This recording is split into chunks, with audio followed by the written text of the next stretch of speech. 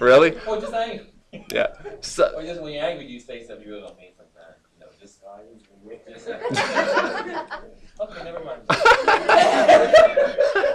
at least Dave's honest with us. But here's the deal, though. Okay, Dave's just let's use this as an example. Dave's struggle might be taming the tongue. Right, yeah. My struggle might be speaking up. Right, amen. It's the same sin. Yet I never say anything because I'm afraid of man. Dave is not afraid of anything, and so he just says whatever's on his mind. It's the same thing. Yeah, both of them get you in trouble. Yeah, and it's using the tongue. I should have said something and I didn't, sin. Dave shouldn't have said something and he did, it was sin. That's a commission and sense of omission. Yeah. And so like your tongue, okay, that's why I brought the James issue up. All right, let's move back to Romans 12. We got about a half hour, 20 minutes to do Romans 12 too, which is good.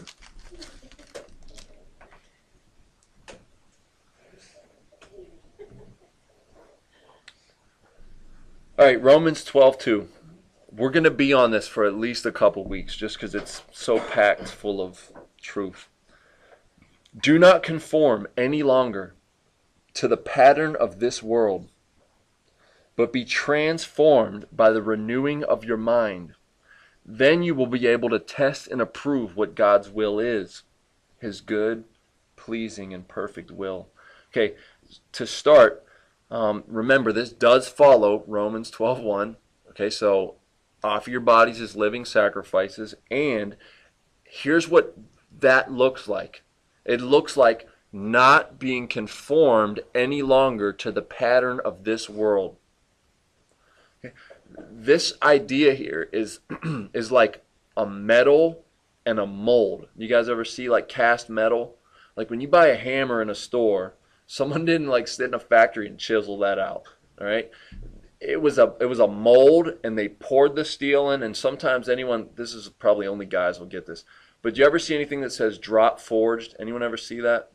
No? Okay, what it means is to get it out of the mold, they drop it, and it comes out of the metal. We used to have a guy in here who was, he still is, a metal worker. He works right up the street at Gupta.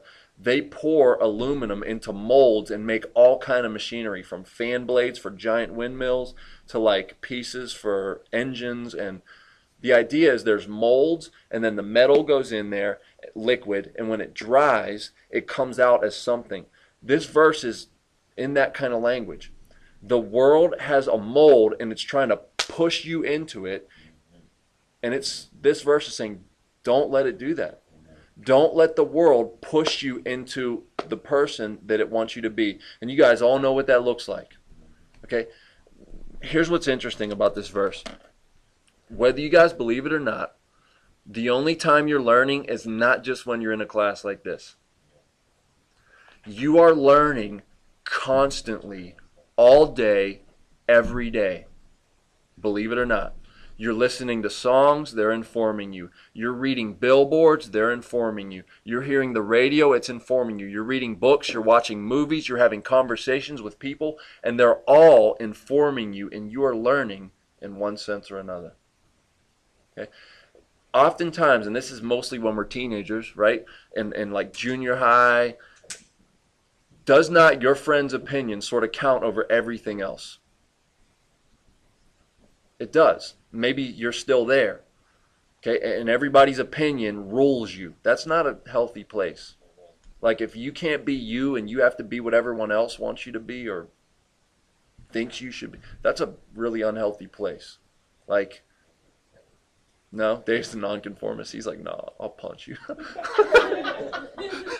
He's shaking his head, yeah. Okay. Think about this, okay? When you were in high school, there was sort of like the cool crowd, the popular crowd, and they were all sort of the same people, right? Whether in every school it's different. Like in our crowd, it was like the drug kids, and we did all the drugs, and okay. And maybe in your school it was like the jock kids. I don't know what your circle looked like, but even in like every group of people, even in the intellectuals, there was like this sort of model, this pattern of what you need to be, what you need to wear, where you need to go, right? You guys know what I'm talking about. The right devices to have, Whether it's a pager when I was growing up. Anyone ever see a pager? Okay. You had to have a pager. Seriously. Now it's like if you don't got the iPhone or a BlackBerry or a Droid, you're... Right, whatever. Yeah, okay, same thing. Same thing. More expensive, right? Yeah, that's Yeah. all, yeah. All right, so here's the deal. This verse is telling us, look, don't let the world push you into its mold and make you just like everybody else. Okay? Do not conform to the pattern of this world, but be transformed. Okay, this word is the word we get metamorphosis from. I'm sure you guys have heard this already. What does metamorphosis describe in nature? The best and classic example is what? The caterpillar and the butterfly, right? The caterpillar is this nasty worm that you swat at and you kill, and it makes that little cocoon. And inside the cocoon, metamorphosis occurs. It literally changes into another creature, right? And it comes out a butterfly, and now you want it to land on your finger. You went from being afraid of it and swatting at it and smashing it to now taking pictures of it. And no? Heather's like, no. No, I don't like butterflies. Okay. That works the same. Anyone ever been to a butterfly farm? Yeah, it's cool. They're sweet. Yeah, I like them. You can see them being grown and take pictures. Anyway, Transformers is a good example. Transformers, yes. If you guys saw the movie, Transformers, same deal. Yeah, we'll go from a No. car to There you what's his name? Here's the deal, though, okay? Look, here's how we cannot or should not be transformed into the world, but be transformed. Here's the deal, really. When we become Christians, we're already the pattern of this world. We're already there. Right. We're already listening to the commercials, wearing what they tell us to wear, whether you're whatever, hip-hop or indie rock or goth or mechanic guys. You guys know what I'm talking about, the grease guys. They have their junk they wear too, and the right boots. And okay, everybody has their sort of pattern that the world pushes you into. And it's not so much as a Christian about what you wear or the products you buy. That has nothing to do with it. Okay, that's very in the world. Okay, hip-hop cultures and whatever culture you live in, whatever subculture. That's not Christian. Okay, what's Christian is the who you are. The outside really doesn't matter. Okay, that's why in this room we can have, I like hip-hop and you like country and we get along. Well, how does that work? Because Christianity has nothing to do with like, okay, I like country and I like hip-hop. Or I dress this way and you dress that way. Okay, the outward stuff that the world is so concerned about, Christianity, yeah, it's a little important, but no. What this verse is who you are. Okay, and you got to get out of the world trying to transform you into what's important. Did you guys ever notice, it's been going on for a long time, but I went to school for advertising, and I noticed billboards and advertising slogans and campaigns. Is not most advertising thrown at you like this: you deserve, fill in the blank. Whether it's a new haircut, a massage, a new car, even Burger King and Wendy's uses those kind of things. You deserve a Frosty, right? And the idea is they're appealing. Yeah, have it your way.